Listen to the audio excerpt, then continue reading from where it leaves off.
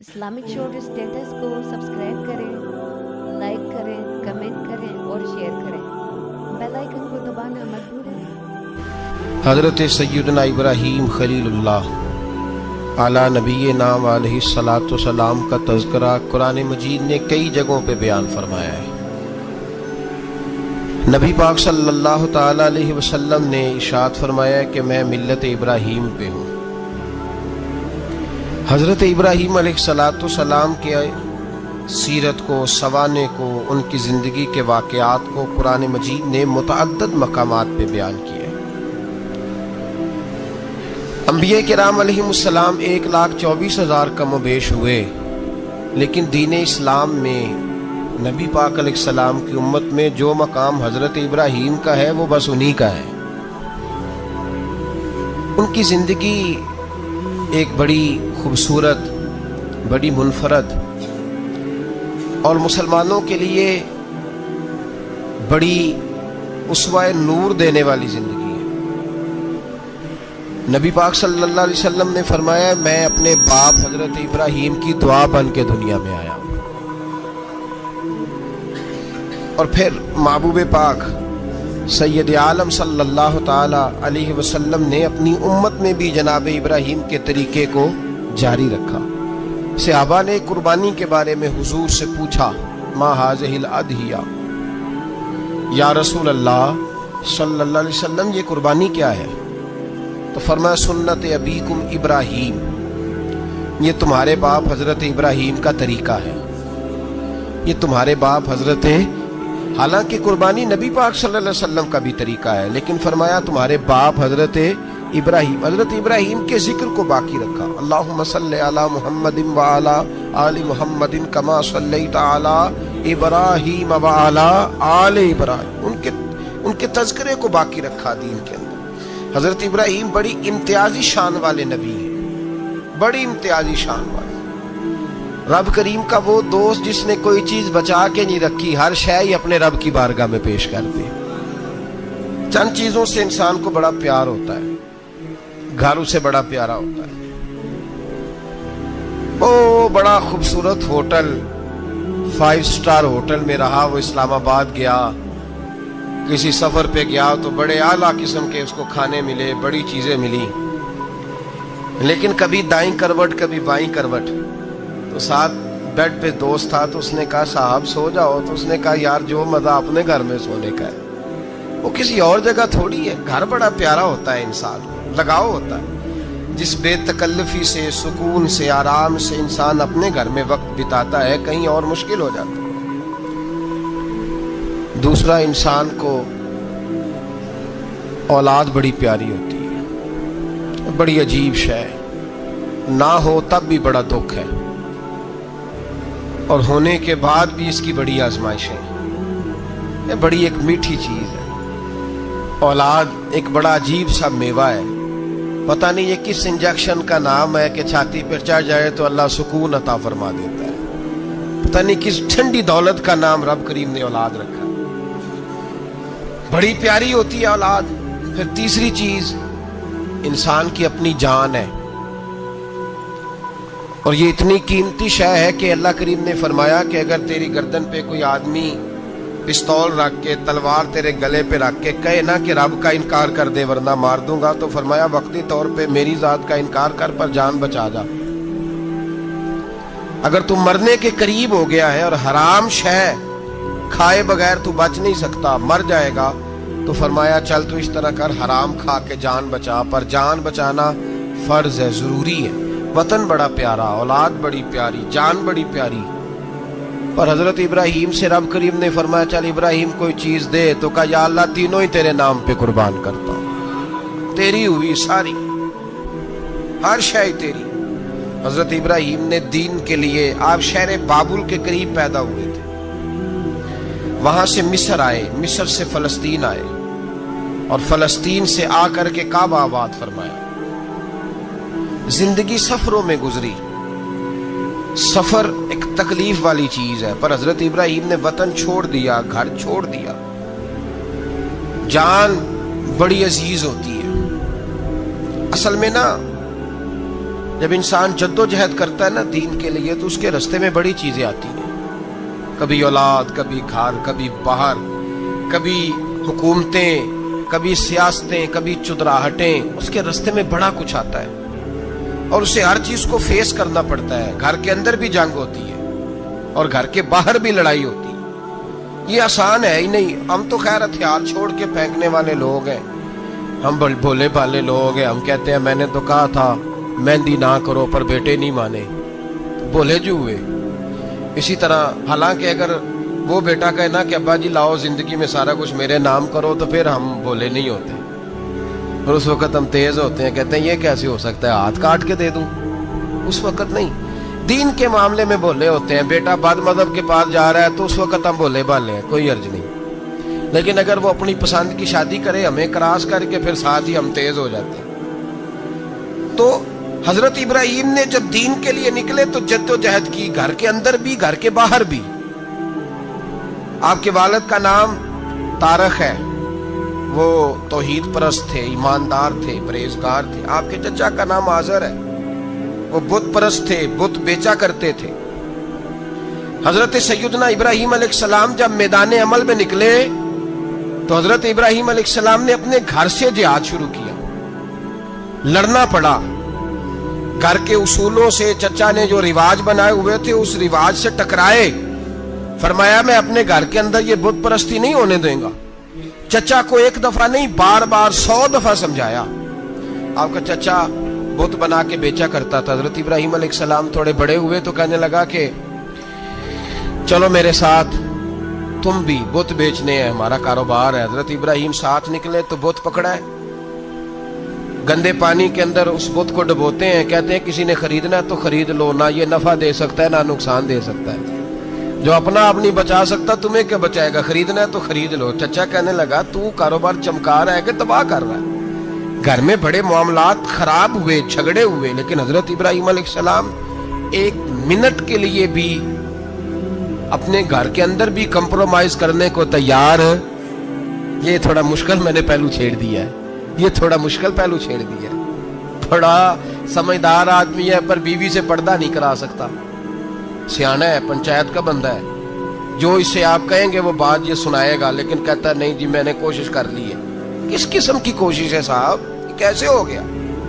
حضرت ابراہیم علیہ السلام نے گھر کے اندر سے فرمایا نہیں کرنے دوں گا، گھر کے اندر بھی ٹکرائے، فرمایا تم جو بھی ہو پاش پاش کیا چچا کے اصولوں کو، اور باہر جب نکلے تو صرف علاقے کے چیئرمین سے نہیں ٹکرائے، ایم پی ایم این اے وزیر مشیر سے نہیں ٹکرائے، سپر پاور نمرود دنیا کا واحد حکمران تھا، اس وقت دوسرا کوئی حکمران ہی نہیں تھا، اکیلے حکمران سے جا کر ٹکرائے، کوئی ساتھ فوج نہیں تھی، کوئی ساتھ ان کے طاقت بظاہر دنیا داری کی کوئی نہیں تھی، پر حضرت ابراہیم جا کے ٹکرائے، اور میرے رسول پاک صلی اللہ علیہ وسلم نے سند بیان کی، فرمایا افضل الجہاد کلمۃ الحق عند سلطان الجابر، فرمایا سب سے افضل جہاد یہ ہے کہ تو ظالم بادشاہ کے سامنے کھڑے ہو کے حق بات بیان کر دے، یہ سب سے بڑا جہاد ہے، یہ سب سے افضل الجہاد کلمۃ الحق عند سلطان الجابر، سب سے بڑا جہاد۔ حضرت ابراہیم کھڑے ہو گئے، سپر پاور سے ٹکرائے۔ یہاں ہم لوگ حکمتوں کا شکار ہیں، دیکھیں گے، کریں گے، سوچیں گے، اور مولوی صاحب کو ویسے کہتے ہیں آپ پرہیز کریں سیاسی باتوں سے۔ بھئی اللہ کے ہر نبی نے جا کے وقت کے ظالم حکمران کو لتاڑا ہے، للکارا ہے، یہ تو مشن انبیاء ہے۔ حضرت سیدنا ابراہیم علیہ السلام نے اس کو جا کے کہا کہ تو جھوٹ بولتا ہے، تو جھوٹا ہے، تو خدائی کا دعویٰ کرتا ہے، تو بہت بڑا ظالم ہے، اور قرآن مجید نے اس ساری بات کو بیان فرمایا۔ حضرت ابراہیم علیہ السلام سے کہنے لگا میں رب ہوں، تو آپ نے فرمایا میرا رب تو وہ ہے جو زندہ کرتا اور مارتا ہے، تو پھر آپ حق بات بیان کریں گے تو اللہ مارے گا کہ بندہ مارے گا؟ کچھ بھی نہیں ہوتا، کیونکہ زندگی موت کس کے ہاتھ میں ہے؟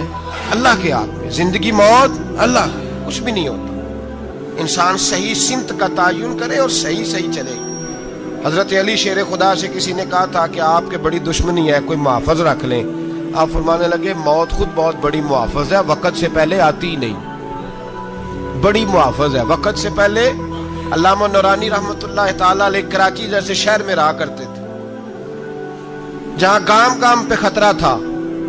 लोगों ने कहा हजरत इतने बड़े लीडर हो, आपकी जमात की 62 सीटें हुई कौमी असेंबली में, एक ऐसा वक्त भी आया तो कोई एक आदमी बंदूक वाला। आप फरमाने लगे मुझे जरूरत ही नहीं, इसलिए कि जिस खुदा रसूल के लिए मैं निकला हूं वो खुद ही हिफाजत करने वाले हैं, जरूरत नहीं इन चीजों। तो भाई हजरत इब्राहिम टकराए और आपका अंदाज क्या है? जाके कहा कि तू नहीं, खुदा वो है जो जिंदा करता। और उसने एक बेवकूफों जैसी दलील दी। एक आदमी को कल फांसी देनी थी तो उसको बुलाया, कहने लगा तुझे कब फांसी है? उसने कहा कल। कहने लगा जा तुझे आजाद किया, जिंदगी दी, उसको छुट्टी दे दी। एक आम आदमी बेचारा बैठा था, उसको पकड़ के ना कहने लगा इसकी गर्दन उड़ा दो। कहने लगा देख लो मैं भी जिंदा करता और मारता हूँ, वो जो कल मरने वाला था मैंने जिंदा कर दिया है, और जिसको पता ही नहीं था कि मैंने मरना है उसे पकड़ के मैंने मार दिया है। ये बेवकूफों जैसी दलील है। हजरत सैयदना इब्राहिम अलैहिस्सलाम चाहते तो उसी वक्त दलील तोड़ देते कि तू क्या बेवकूफों जैसी बात कर रहा है, अगर तू जिंदगी देता है तो मरे हुए में जान डाल के दे जिसको तूने मारा है। लेकिन हजरत इब्राहिम ने देखा कि बेवकूफ है, बेवकूफों से बहस नहीं होती, दलील बदल ली जाती है, उनकी अकल के मुताबिक बात की जाती है। हजरत इब्राहिम फरमाने लगे मेरा रब वो है जो सूरज मशरिक से निकालता है और मगरिब में गुरूब करता है। तू अगर रब है तो तू मगरिब से निकाल के मशरिक में गुरूब कर। फबुहितल्लज़ी कफर, काफिर लाजवाब हो गया, उसके पास इस चीज का कोई जवाब नहीं था। अल्लामा इस्माइल हक़ी ने खूबसूरत फिक्रा लिखा है, खूबसूरत, जान डाल दी एक जुमला कह के। हजरत सैयदना अल्लामा इस्माइल हक़ी रहमतुल्लाह अलैह फरमाने लगे चूंकि नमरूद बेवकूफों जैसी बातें कर रहा था, अगर वो ये कह देता ना कि मैं सूरज को निकालता हूं मशरिक से, मैं गुरूब करता हूं, माज़अल्लाह मगरिब में मैं निकालता हूं, तो आप अपने रब से कहिए कि वो मगरिब से निकाल के मशरिक में गुरूब करे। अल्लामा इस्माइल हक़ी फरमाते हैं रब करीम की आवाज़े कुदरत थी, मालिक हजरत इब्राहिम अलैहिस्सलाम के इस, अगर वो कह देता और हजरत इब्राहिम दुआ कर देते तो रब करीम ने फरिश्तों को तैयार बिठाया हुआ था। फरमाया अगर ये कह दे मेरे खलील से कि सूरज मगरिब से निकाल के मशरिक में गुरूब करना है तो तैयार रहना, जिस तरह खलील कहेंगे वैसे ही कर देंगे। वत्तखज़ल्लाहु इब्राहीम खलीला, इब्राहिम हमारा दोस्त जो हुआ, जैसे कहेगा वैसे कर देंगे। हजरत सैयदना इब्राहिम अलैहिस्सलाम की बातों का जब जवाब न दे सका, दलील नहीं बंदा देता, फिर लड़ाई करता है, फिर झूठे मोटे एतराज करता है। दलील खत्म होती है तो लोग जातियात पे उतरते हैं, कहते हैं ये खांसता सही नहीं, देखता सही नहीं। दलील खत्म, अब जातियात पे उतरे, कहने लगे मुझे पता चला है कि ये फलानी जगह गया था तो वहां जाके इसने इस तरह किया है। फिर लोग जातियात पे उतरते हैं, जब दलील का जवाब दलील से नहीं दे पाते फिर जातियात पर उतर कर हमले करते हैं। हजरत इब्राहिम के दलाइल का जवाब नमरूद ना दे सका तो कहने लगा कि इसको आग में डाल दो।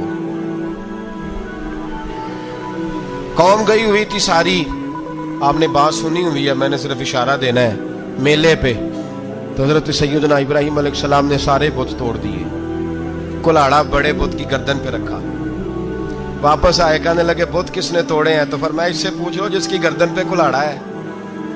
कहने लगे ये तो बोल ही नहीं सकता। तो फरमाने लगे बड़े बेवकूफ हो, जो बोलता ही नहीं, सुनता ही नहीं, अपना आप नहीं बचा सकता, उसकी पूजा करते हो। कहने लगे पकड़ो, दलीलें खत्म हो गई, इसको आग में डालो। बहुत बड़ी हवेली 45 फुट मुरब्बा पे मुश्तमिल एक हवेली बनाई गई और 45 फुट ऊंची। मुख्तलिफ रिवायात, अल्लामा इस्माइल हक़ी कहते हैं कि 3 महीने तक नमरूद ने कहा कि इसके अंदर लकड़ियां डालो। लोग पूछने लगे कितनी दुनिया जलानी है? कहने लगा बंदा तो एक जलाना है, पर बंदा बड़ा तगड़ा है, एक बंदा। 3 महीने लकड़ियां डाली गई। और लोगों की जो तुहम्मात होती है ना, वो बड़ी अजीब होती है। तुहम्मात मैंने बड़ी तफसील से रमजान मुबारक में गुफ्तगू की थी। बदशगुनी, तुहम्मात लोग लेते हैं, उस वक्त भी लोग तुहम्मात का शिकार हो गए। अकीदा बिगड़ जाता है तो वो अजीबो गरीब बातें करने लगता है, तुहम्मात का शिकार हो गए। बीबियां नजर मानती, मैं बीमार हूं, अगर सही हो गई तो इतने मन लकड़ी दूंगी हजरत इब्राहिम की आग जलाने के लिए। एक औरत लेके जा रही है लकड़ियां, एक नेक दिल आदमी ने उससे पूछा कहाँ जा रही हो? कहने लगी मैंने मन्नत मानी थी तो हजरत इब्राहीम अलैहिस्सलाम को माज़ अल्लाह जलाने के लिए लकड़ियां लेके जा रही हूँ। तो वो रब करीम के बंदे कहने लगे तू ढूंढती रहेगी, तुझे वो जगह मिलेगी नहीं। वो बीबी कई महीने घूमती रही, जगह ही नहीं मिली जहां लकड़ियां डालनी, मारी गई। तो हम्माद का शिकार हुए बहुत सारे लोग। तो हम्माद का भाई, तो हम्माद दीन के अंदर मना है। तो हम्माद दीन में कोई नजर मानना, कोई किसी बुजुर्ग के मजार पे जाके साले सवाब के लिए कोई चीज मानना, ये तो दुरुस्त हुआ। लेकिन गैर शरी नजरें मान लेना कि मैं आग के गिर्द चक्कर लगाऊंगा, मैं जनाब वहां जाके ये वाला तमाशा करूंगा, मैं धागा बांधूंगा, मैं रस्सा काटूंगा, मैं वहां गंदे हौं से पानी पीऊंगा, इनकी शरीयत इजाजत, ये तो हम बात है, बदशगुनी है। दीन में इनकी कोई गुंजाइश। आप नजर मानने से पहले भी किसी आलिम से राब्ता करें कि मैं मन्नत मांगने लगा हूं तो कैसे माननी चाहिए, उनका तरीका पूछें। ऐसे ही गलत चीज की मन्नत थोड़ी मान ली जाएगी। बहरहाल आमदाम बरसरे मतलब हजरत इब्राहीम के लिए आग जलाई गई। 45 फुट ऊंची आग है, परिंदा भी ऊपर से गुजरता है तो नीचे गिर जाता है जल के। इतने दिन लगा के आग जलाई गई। अब हजरत इब्राहीम को जलाया जाने लगा है। यहाँ तो मौजे है ना, जो किसी इदारे का सरबराह है उसके लिए मौज है, किसी जगह ऑफिसर बन गया तो मौज है, पीर साहब के लिए मौज है, अल्लामा साहब के लिए मौज है, खतीब साहब के लिए मौज है। जलना किसको पड़ता है? वाली कोई नहीं रहा इल्ला माशाअल्लाह। वो लोग गुजर गए जो तकलीफें सह के काम करते थे, गुजर गया जमाना। हजरत सैयदना इब्राहीम अलैहिस्सलाम को जलाया जाने लगा है तो अब इतनी बड़ी आग है तो डाले कैसे? शैतान ने तजवीज दी कि मंजनीक बनाओ, मंजनीक, बड़े बड़े बांस बांध के उनके नीचे रस्सा बांधो। वो जिस तरह झूलने के लिए झूला बनाया जाता है, इस तरह एक मंजनीक पुराने जमाने में उसमें पत्थर रख के फेंके जाते थे दुश्मनों पे। वो मंजनीक बनाई गई कि दूर से हजरत इब्राहीम को फेंकेंगे। हाथ हजरत इब्राहीम के बांध दिए, पांव मुबारक बांध दिए, पूरी जमीन पे एक नाम लेने वाला खुदा का। और उसको आज रस्सियों में जकड़ा हुआ है। जब फेंका जाने लगा ना आग में, हूरे रोने लगी, फरिश्ते तड़पने लगे, ए अल्लाह ये क्या होने लगा है? एक तेरा खलील और वो भी आग में। फरमाया जाओ जाके उससे कहो अगर तुम्हारी मदद लेता है तो उसे बचाओ। हवा का फरिश्ता आया, कहा इब्राहीम अगर तू कहे। ओ भाई, इन चीजों को कहानी समझ के ना सुना करें, ये दास्तान नहीं, ये वो तरीके हैं जो हमारे रसूल ने हमें अपनाने का हुक्म इरशाद फरमाया है। जो अकीदे, ये वो नजरियात है जो हमें ओढ़ने को कहा गया। अपने रब करीम की रिजा पे राजी रहने के ये वो खूबसूरत मौके हैं सूफिया ने जिनको बनाकर समझाकर हम तक पहुंचाया है। ये है अहले तरीकत की बातें। वो कहते हैं यार जिस हाल में रखे राजी रहना है। हजरत इब्राहीम अलैहिस्सलाम को फेंका जा रहा है, फरिश्ता आया, ए अल्लाह के खलील अगर हुक्म दो तो इतनी हवा चलाऊं कि नमरूदी जल जाए सारे, आग उन पे फेंक दी जाए। आपने फरमाया तू जा, तुझसे मुझे कोई काम नहीं। थोड़ी देर के बाद पानी का फरिश्ता आया, कहा हुजूर इतनी बारिश बरसाऊंगा कि आग बुझ जाएगी। फरमाया तू जा, तुझसे कोई काम नहीं। अब जब मंजनीक में रख दिए गए, आग में जाने का लम्हा है, तैयारी है, हजरत जिब्रील अमीन हाजिर खिदमत हुए। कहा इब्राहीम कोई हाजत? फरमाया तुझसे कोई नहीं। कहा चलो मुझसे नहीं तो रब करीम से ही बात कर लो, मुझे पता है मैं छोटा हूं, आप मुझसे मदद क्यों लोगे, रब करीम से ही बात कर ले। तो हजरत इब्राहीम कहने लगे जिब्रील ये बता, रब को नहीं पता उसका खलील किस हाल में है? उसे नहीं पता मैं किस हाल में हूं? मेरे हाथ बंधे हैं, पैर बंधे हैं आग में, उसे नहीं पता?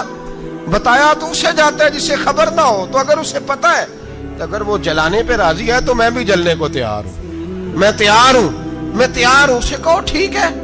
हजरत सैयदना इब्राहीम अलैहिस्सलाम को मंजनीक में डाल के जो फेंका आग में, या नारुकूनी बरदम व सलामन अला इब्राहीम, अल्लाह ने फरमाया ए आग मेरे इब्राहीम पे ठंडी भी हो जा और सलामती वाली भी हो जा।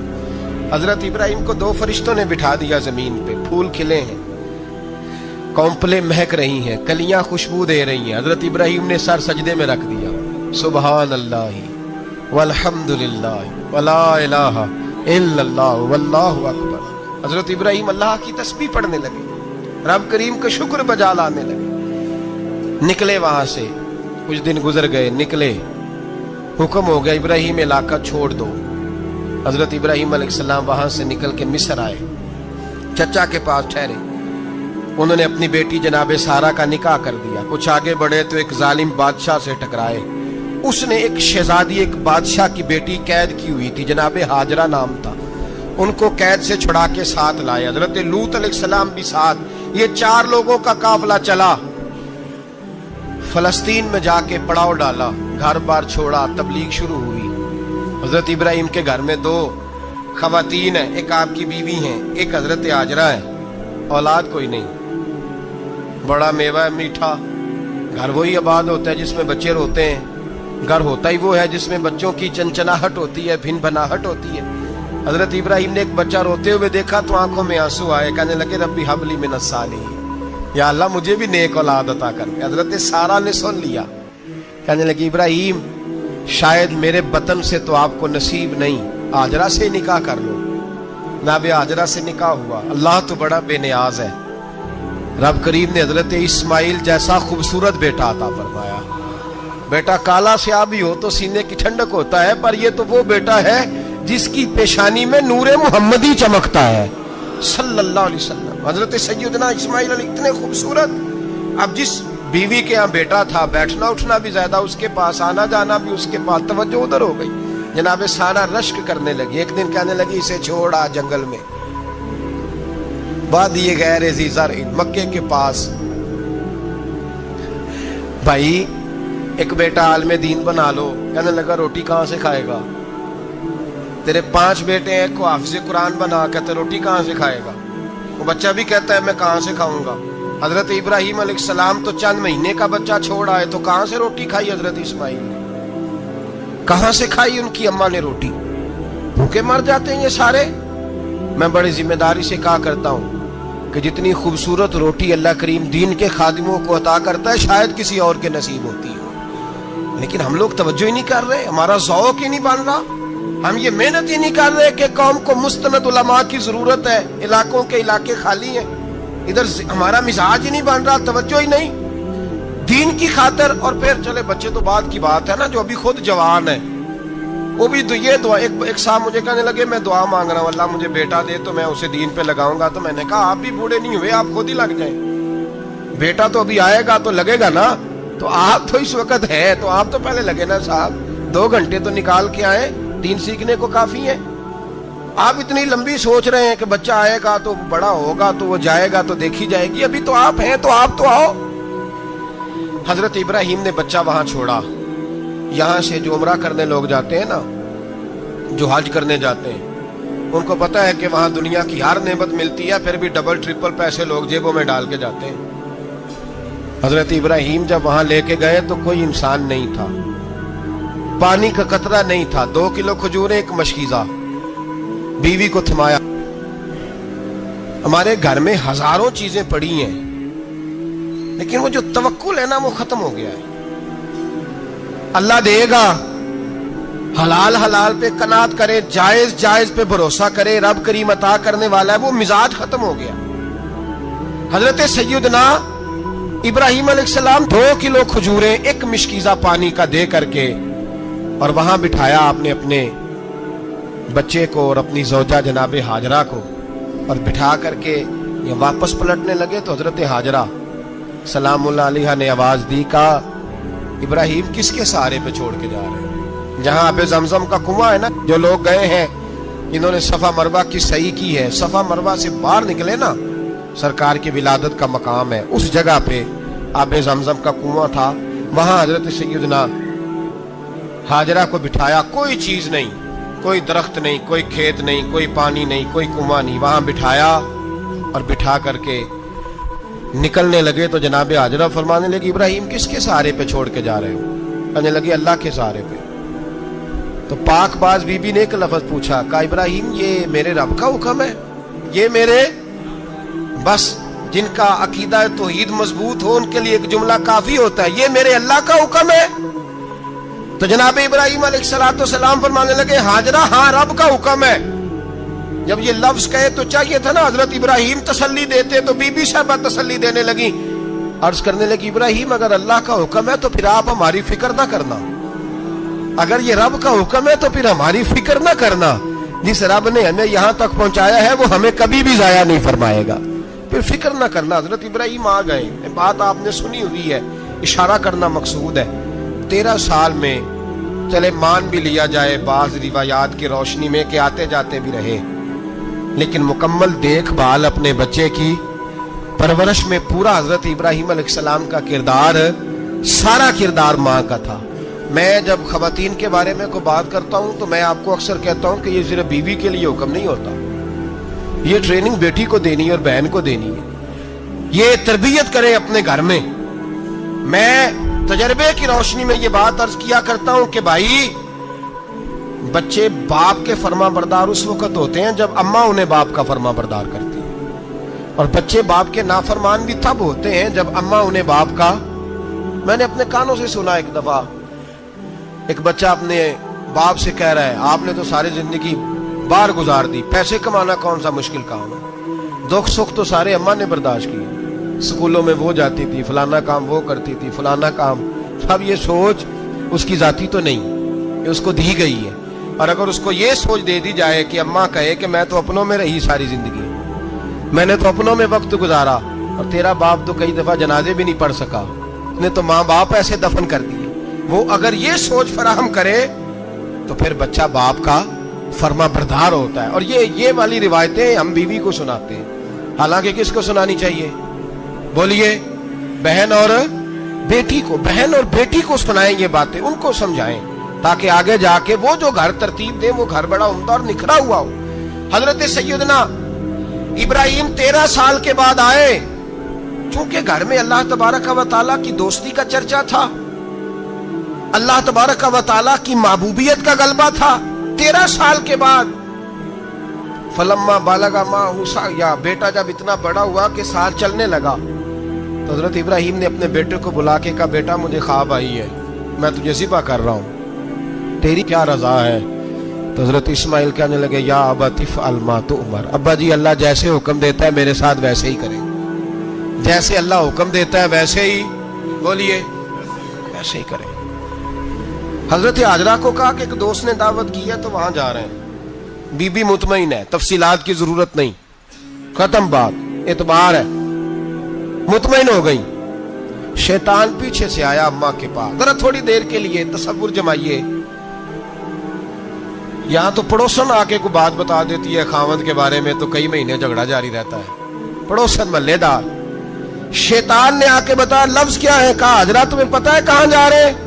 کہا دوست کی دعوت میں. تو کہنے لگے دوست کون ہے؟ رب کریم, اور ابراہیم کا خیال ہے کہ اس رب نے مجھے حکم دیا ہے کہ میں ذبح کروں. تو حضرت حاجرہ کہنے لگی کبھی باپ بھی بیٹے ذبح کرتے ہیں؟ شیطان کہنے لگا ان کا خیال ہے کہ ان کے رب نے حکم دیا ہے. جناب حاجرہ فرمانے لگی اگر رب نے حکم دیا تو پھر تو مجھے شیطان لگتا ہے, تو مجھے شیطان لگتا ہے. کا کیا مطلب؟ فرمانے لگی اگر رب کریم کا حکم ہے تو میرے پاس ایک اسماعیل ہے, اگر 1000 بھی ہوتے میں سارے اللہ کے راستے میں پیش کر دے دیتی. مالک کا ہی تو ہے سارا کچھ, اسی کا ہے, اس میں لیت اللہ کی کیا گنجائش. حضرت سیدنا ابراہیم علیہ السلام نے بیٹے کے حلق پہ چھری رکھ بھی دی اور چھری چلا بھی دی, رکھ بھی دی, اور وہ تو اللہ کریم نے فرمایا یا ابراہیم قد صدقت الرؤیا, ابراہیم تو نے خواب سچا کر دکھایا, وہ قیامت تک تیرا نام رہے گا. حضرت ابراہیم نے وطن بھی دیا, جان بھی دی, بیٹا بھی, اللہ کریم نے دمبے دیے, فرمایا یہ فدیہ ہے. اب یہ قربانی قیامت تک حضرت ابراہیم کے طریقے کے مطابق جاری ہے. حضرت ابراہیم بہت بڑے مہمان نواز تھے, بہت بڑے. آپ جب مصر میں قیام تھا تو بڑے بڑے لمبے چوڑے لنگر پکتے تھے, لوگ آیا جایا کرتے تھے, بڑا تفصیل کے ساتھ کھانا ہوتا تھا. مہمان نوازی آپ کی خاص صفت مبارکہ ہے. ہمارے ہاں بھی مہمان نوازی ہوتی ہے امیروں کی, بلکہ اب تو مہمان نوازی اس طرح کی ہے کہ کل تیری میرے پاس دعوت ہے اور پرسوں میری تیرے پاس ہے. وہی امیروں میں وہ چکر رہتا ہے, پارٹیاں دوست ایک دوسرے کو ڈالتے ہیں, تیری طرف پارٹی تیری طرف. اور اسی انداز میں اب یہ عید آئے گی نا, ٹکا پارٹیاں ہوں گی جگہ جگہ, اور لوگ سوال پوچھنے لگے ابھی سے, کہتے ہیں قربانی کا کتنا گوشت گھر رکھنا جائز ہے, قربانی کا کتنا گوشت گھر رکھنا جائز ہے؟ سارا ہی جی اس لیے فریزر لے لے، فریج سے نہیں کام چلے گا، سارا ہی جہاز گھر رکھنا سارا ہی جائز ہے، رکھ لے۔ او خدا کے بندے، قربانی وہ بندہ دیتا ہے جو سارا سال ہی گوشت کھاتا ہے، صحیح کہہ رہا ہوں؟ قربانی صاحب نصاب، صاحب استطاعت بندہ دیتا ہے نا، تو وہ سارا سال ہی گوشت تو سارا گھر میں رکھنا بھی جائز ہے، لیکن سارا دے دینا بھی، تو جو آ رہی ہے اس پہ کیوں توجہ کرتے ہو؟ جو دوسرا جائز ہے اس پہ کیوں نہیں عمل کرتے؟ سارا تقسیم کر دیں، بات ختم ہوئی۔ یقین کریں، محرم میں جا کے دوست ٹیلی فون کر کے سوال پوچھتے ہیں، کہتے ہیں صاحب سنا ہے قربانی کا گوشت محرم میں کھانا جائز نہیں۔ میں کہ نہیں، ربیع الاول چ بھی جائز جے، رجب رمضان تک کھاؤ، کوئی بندہ نہیں منع کرتا، اس لیے کہ کسی کو دینا تو پسند ہی نہیں۔ یہاں پھر اس میں سے جو خاص خاص چیزیں ہیں وہ اپنی فریج میں، اور باقی جو ہے وہ دوسروں کے لیے۔ یہ کیا طریقہ ہے ہمارا؟ اور اسی پہ عمل ہے۔ اللہ تبارک و تعالی ہمیں سمجھنے کی توفیق عطا فرمائے۔ حضرت ابراہیم بہت بڑے مہمان نواز تھے، صرف قربانی نہیں دیتے تھے، سارا سال بہت سارا لنگر، بہت سارا کھانا پینا، بہت ساری چیزیں جاری رہتی تھی۔ اور جتنے غریب لوگ تھے فلسطین کے، ان کو پتا تھا کہ حضرت ابراہیم علیہ السلام کا لنگر جاری ہے۔ فلسطین میں جب آپ کا قیام تھا، ایک دفعہ ڈھیروں مہمان آ گئے اور کھانے کو کوئی چیز نہیں۔ حضرت سارہ اور جناب ہاجرہ دونوں اس وقت موجود تھیں۔ وہ کہنے لگی ابراہیم بہت سارے مہمان آ گئے تو کیا کریں؟ جناب سارہ کہنے لگی کس طرح کر کے ان کی مہمان نوازی کرنی؟ اور حالات یہ ہیں کہ قحط پڑا ہوا ہے فلسطین میں، مصر میں، دور دراز علاقوں میں۔ تو حضرت ابراہیم کہنے لگے یہ اللہ کے مہمان ہیں اور ہمیں رب کریم کا بندہ سمجھ کے آ گئے، اللہ ہی بندوبست کرے گا۔ فرمانے لگے میرا مصر میں ایک دوست ہے، وہ قحط کے دنوں میں غلہ جمع کر لیتا ہے، میں اس کی طرف پیغام بھیجتا ہوں، مجھے امید ہے وہاں سے غلہ ملے گا۔ 2 3 5 اونٹ والے غلام بلائے اور ان کو کہا کہ جاؤ غلہ لے آؤ مصر کے دوست سے۔ وہ لوگ کہتے ہیں ہم غلہ لینے گئے، وہاں جب پہنچے تو حضرت ابراہیم خلیل اللہ علیہ السلام کا پیغام دیا تو آپ کا وہ دوست کہنے لگا غلہ تو بے شمار تھا، مجھے خبر نہیں تھی کہ حضرت ابراہیم کا پیغام آئے گا، تو میں تو سارا تقسیم کر چکا ہوں، لوگ لے گئے، اب تو کوئی شے نہیں۔ اب وہ خالی آ گئے 5 کے 5 اونٹ۔ جب خالی آئے تو حضرت ابراہیم کی حویلی کی دیواریں چھوٹی چھوٹی تھیں، ان غلاموں میں سے، خادموں میں سے، آپ کے ان چاہنے والوں میں سے ایک کہنے لگا یار وہ غریب تو انتظار کر رہے ہوں گے کہ غلہ لینے گئے ہیں، ہمیں روٹی ملے گی۔ چھوٹی چھوٹی دیواریں ہیں، وہ جب دیکھیں گے نا خالی آ گئے تو انہیں تکلیف ہوگی، اس طرح کرو بوریوں میں ریت بھر لیتے ہیں، ریت بھر کے لے جاتے ہیں، بعد میں اندر رکھ کے انہیں سمجھا بہلا لیں گے یا حضرت ابراہیم کو بتائیں گے، وہ خود ہی ان لوگوں کی دل جوئی فرمائیں گے۔ اب غلہ کی جگہ ریت بھر کے اونٹوں پہ رکھ کے لائی گئی، لا کے بوریاں جب رکھ دی گئیں، حضرت ابراہیم علیہ السلام دوپہر کے وقت آرام فرما رہے تھے، بی بی سارہ اٹھی، کہتی ہیں جب میں نے دیکھا نا کہ بوریاں پہنچ گئی ہیں تو گئی، غلام کو ساتھ لیا اور اس کو جب کھولا نا تو کہتی اتنی حسین گندم میں نے پہلے کبھی دیکھی نہیں تھی، اتنا پیارا دانا میں نے کبھی ملاحظہ ہی نہیں کیا تھا۔ فرماتی ہیں جب اس کو پیس کر چکی میں روٹیاں پکائیں تو خوشبو دور دور تک پھیل گئی، اعلیٰ غذا بنی، بڑے بڑے کھانے بیبیوں نے مل کے پکائے، چن دیے گئے۔ حضرت ابراہیم اٹھے تو لوگ کھانا کھا رہے ہیں، سجدہ شکر ادا کیا، اور جب سجدے میں گئے تو وہی آنے لگی، پھر رونے لگے۔ جب پلٹ کر باہر تشریف لائے تو جناب سارہ کہنے لگی ابراہیم تمہارا مصری یار بڑا اچھا ہے، اس نے اتنی اعلیٰ گندم بھیجی ہے کہ اتنی تو میں نے پیاری گندم کبھی دیکھی نہیں۔ جناب ابراہیم مسکرائے، فرمانے لگی سارہ یہ مصری یار نے نہیں بھیجی، یہ میرے عرشی یار نے بھیجی ہے، یہ میرے عرشی یار نے بھیجی ہے۔ بھائی مہمان نوازی مزاج تھا، ہاتھ لٹا دینا مزاج تھا، دوسروں کی اشکشوئی مزاج تھا۔ حضرت ابراہیم علیہ السلام کا طریقہ ہے قربانی، حضور نے ان کا طریقہ بیان کیا۔ اگر سال کے بعد قربانی دینا ان کا طریقہ ہے تو سارا سال غریبوں کو روٹی دینا بھی حضرت ابراہیم کا طریقہ ہے، سارا سال غریب کی نوکری کرنا یہ بھی حضرت ابراہیم کا طریقہ ہے، بھوکے کو کھانا کھلانا یہ بھی۔ میرے مصطفیٰ کریم سید عالم صلی اللہ علیہ وسلم سے صحابہ نے پوچھا حضور بہترین مسلمان کون ہے؟ بہترین مسلمان؟ تو حضور نے فرمایا جو سلام لینے میں پہل کرے اور غریب کو روٹی کھلانے میں سب سے اچھا ہو، وہ بہترین مسلمان ہے، زبردست مسلمان۔ ہمارے ہاں دعوتیں ہوتی ہیں تو امیروں کی، افطاریاں ہیں تو امیروں کی، اور میرے مصطفیٰ کریم علیہ السلام نے فرمایا بدترین دعوت ہے جس میں امیر بلائے جائے غریب نہ بلائے جائے، وہ بدترین دعوت حضرت ابراہیم کا طریقہ رہا، ساری زندگی مہمان نوازی۔ اور دوسرا ان کا مزاج تھا، اللہ سے پیار ہو گیا تھا نا، جب رب کریم سے محبت ہوتی ہے نا اور محبت کا احساس ہوتا ہے دل میں، پھر سجدے لمبے ہوتے ہیں۔ عام آدمی تو نماز بھی نہیں پڑھ سکتا، جسے خدا سے محبت ہوتی ہے وہ تہجد بھی نہیں چھوڑ سکتا۔ وہ یہ محبت کی بات ہے نا، جس کو پیار ہوتا ہے اس کی تہجد بھی ہے، اس کی اشراق بھی ہے، چاشت بھی ہے، اس کے عمرے بھی ہیں، اس کے حج بھی ہیں، اس کے بار بار کعبۃ اللہ کے دیدار بھی ہیں۔ یہ محبت الہی ہے، جوش مارتی۔ ان لوگ سجدہ کرتے ہیں تو اٹھتے ہی نہیں، اللہ کے بندوں سے پیار کرتے ہیں اللہ کی۔ حضرت ابراہیم کو رب کریم سے اتنی محبت تھی، اتنا پیار تھا کہ وہ آپ کی زندگی کے ہر پہلو سے چھلکتا تھا۔ ایک وقت ایسا آیا کہ اللہ تعالیٰ نے حضرت ابراہیم کو بہت زیادہ مال عطا فرمایا، اتنے اونٹ گنے نہیں جاتے، گائیں اتنی زیادہ کہ شمار نہیں ہوتی، بکرے بکریاں اتنی زیادہ کہ شمار، بہت زیادہ مال اللہ نے عطا فرمایا۔ اور ابھی کچھ عرصہ پہلے آپ پیچھے جائیں نا تو جو لفظ مال تھا وہ روپے پہ تو بولا ہی نہیں جاتا تھا، وہ جانوروں پہ بولا جاتا تھا۔ بہت زیادہ مال اللہ نے دیا، بکریاں، گائیں، اونٹ، بیل، بڑا کچھ۔ تو رب کریم نے فرشتوں سے فرمایا کہ واتخذ اللہ ابراہیم خلیلا، ابراہیم میرا دوست ہے۔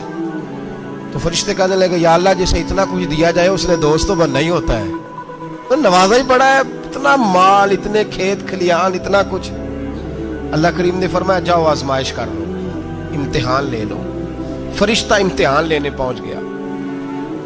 حضرت ابراہیم کے جانور چر رہے ہیں چراگاہ میں، حضرت ابراہیم بھی ہیں، غلام بھی ہیں، بہت بڑا ریوڑ ہے، آپ تشریف فرمائیں۔ ایک فرشتہ آیا تو کھیت میں چھپ کے بیٹھ گیا اور بلند آواز سے کہنے لگا سبحان اللہ والحمد للہ ولا الہ الا اللہ واللہ۔ یہ تسبیح بڑی پسند ہے، محبوب نے ان کی فضیلت بیان کی۔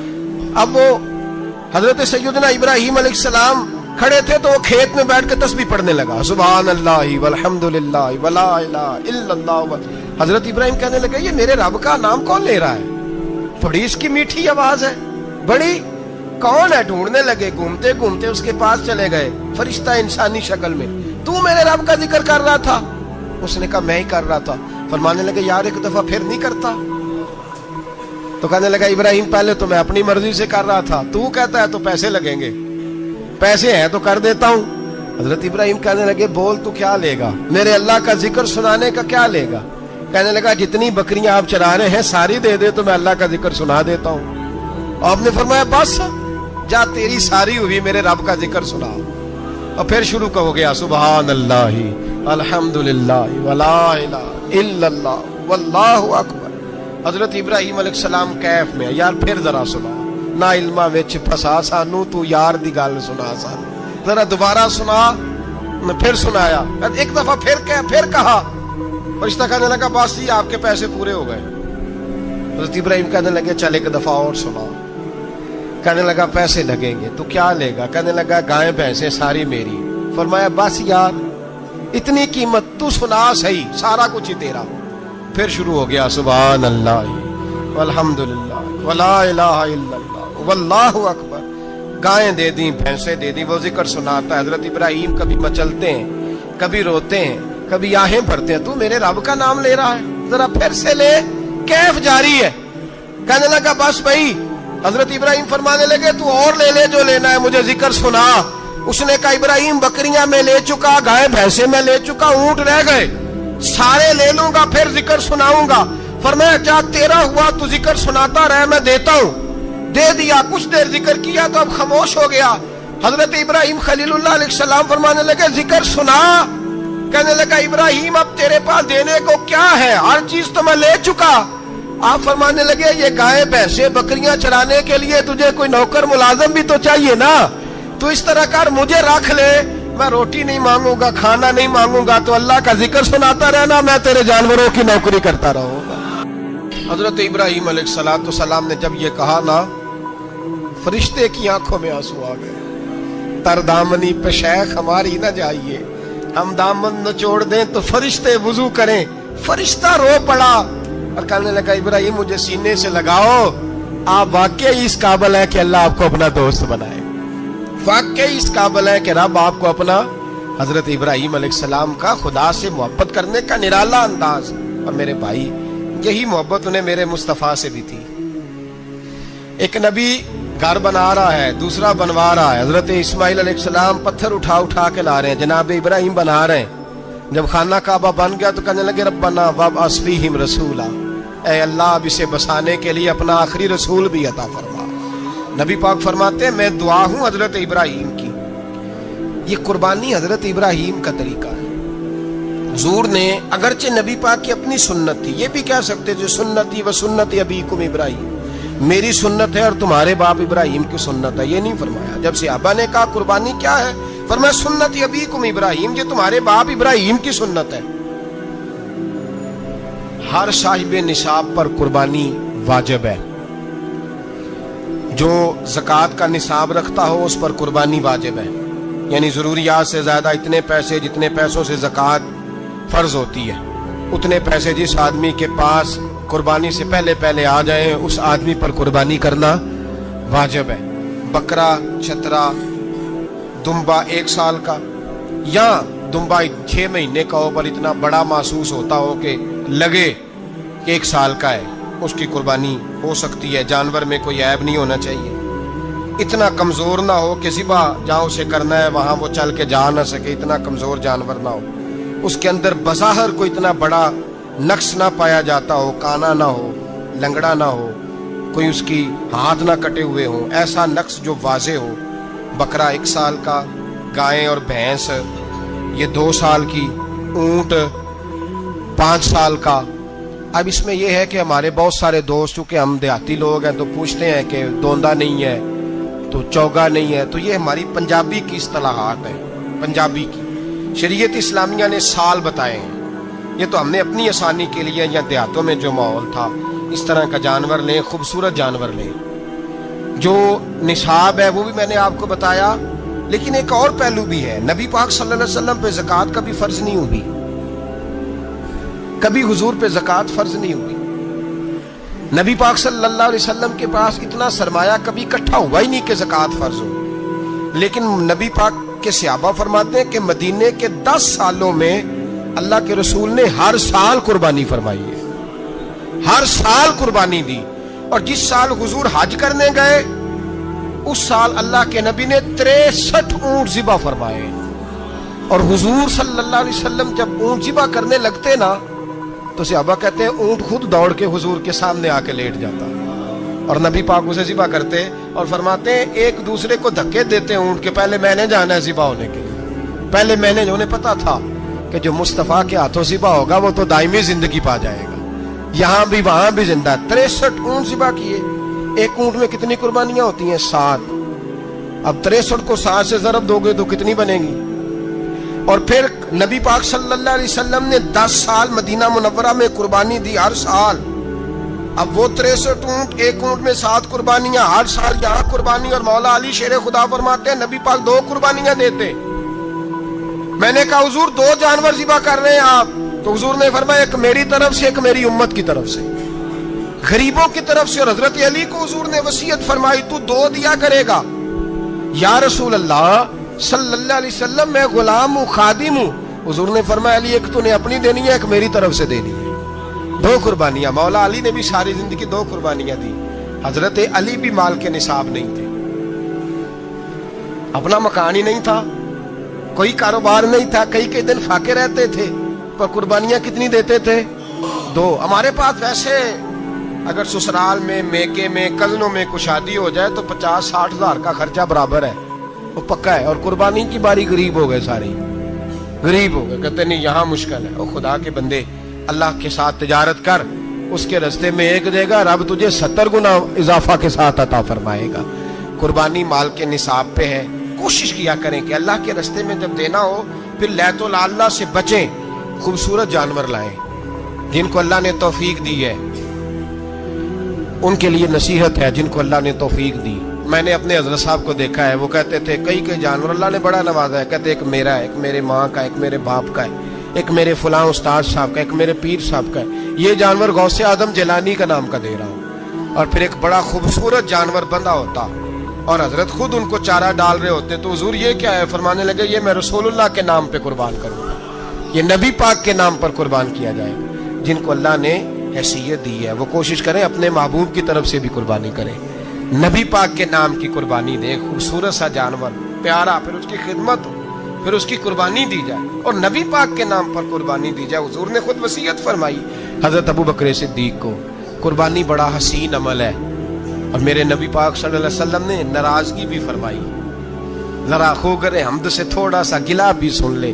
میرے حبیب نے فرمایا جو طاقت کے باوجود قربانی نہ کرے وہ ہماری عیدگاہ میں عید کی نماز پڑھنے نہ آئے، وہ نہ آئے۔ اور یا رسول اللہ جو کرے گا، فرمایا قربانی کے جانور کا خون کا قطرہ بعد میں زمین پہ گرے گا، اللہ اس کے سارے گناہ پہلے معاف فرما دے گا، اللہ اس کے سارے گناہوں کو بخشے گا۔ قربانی کریں، خوبصورت انداز میں کریں، اللہ کی رضا کے لیے۔ بزرگوں نے لکھا ہے 3 حصے کرو گوشت کے، ایک گھر میں رکھو، ایک رشتہ داروں میں بانٹو، پڑوسیوں میں بانٹو، اور تیسرا فقط غریبوں کو دو۔ لیکن میں اکثر یہ سوچتا ہوں کہ ہمارے ہاں قربانی کرتا ہی وہ ہے جن کے گھر میں ہر جمعرات کو چھوٹا گوشت پکتا ہے، اور جن کے گھر میں ہفتے میں 3 دفعہ مرغی کا گوشت پکتا ہے، وہی تو قربانی دینے کے قابل ہوتے ہیں۔ تو وہ بھی اگر قربانی کے بکرے میں سے بھی تیسرا رکھنا چاہیں تو اجازت تو ہے، میں نے کہا سارا رکھنے کی بھی اجازت ہے، لیکن اگر آپ مہربانی کریں، کوشش کریں کہ یار ہم تو سارا سال ہی کھاتے ہیں، اور ہمارے یہاں جو گوشت تقسیم ہوتا ہے نا وہ بھی باری لگی ہوئی ہے، ادھر سے پلیٹ آئی تھی گوشت کی تو ادھر سے بھر کے چلی گئی، بھئی اس نے کی ہے، اس کو بار بار گوشت دینے کا کیا مطلب ہے؟ آپ یہ دیکھیں عزیزوں میں، رشتہ داروں میں، اور میں اگر تھوڑا سا آپ کی توجہ کرانے میں کامیاب ہو جاؤں تو سفید پوش لوگوں کو دیکھیں، کچھ سفید پوش ہیں، سفید پوش جن کے اوپر قرضے ہیں، بیماریوں نے جکڑ لیا ہے، گھر میں بڑے بڑے سخت مریض آ گئے ہیں، سفید پوش پہلے دیا کرتے تھے۔ آپ ان سے پوچھتے ہیں صاحب قربانی، تو بات کو ٹالتے ہیں، وہ کہتے ہیں سوچ رہا ہوں کوئی حصہ ڈال جائے، پردہ پوشی کرتے ہیں، کہتے ہیں کہیں حصہ رکھا ہوا ہے، پردہ پوش۔ اکثر وہ لوگ قربانی نہیں دے پاتے، اکثر دیا کرتے تھے اب نہیں دے پا رہے، کیوں؟ اس لیے کہ مشکلات ایسی آ گئیں۔ ان لوگوں کا خیال کریں، ان کے گھروں تک گوشت پہنچا کے آئیں، ان پر توجہ کریں۔ وہ سفید پوش آدمی کبھی ذکر نہیں کرے گا، کچھ تو ایسے ہیں جو خود پہنچ جاتے ہیں کہ ہمیں گوشت دیا جائے، لیکن کچھ سفید پوش ہیں لا یسألون الناس الحافا، اللہ فرماتے ہیں کچھ لوگ لپٹ لپٹ کے سوال نہیں کرتے، سفید پوشی کا بھرم رکھتے ہیں، کا مزاج نہیں۔ ان کی طرف دیکھیں، اپنے رشتہ داروں کو دیکھیں، خاص کر ان رشتہ داروں کو دیکھیں جن کا آپ کو پتہ ہے کہ غریب ہیں، مجبور ہیں، ان کے گھروں میں گوشت بھیجیں۔ غریب بیٹیوں، غریب بہنوں کا خیال کریں، اس طرف متوجہ ہوں، ان کے ساتھ اس نے سلوک کریں، اس طرف آپ لوگ خیال کریں۔ اللہ ہمیں سمجھنے کی توفیق عطا فرمائے۔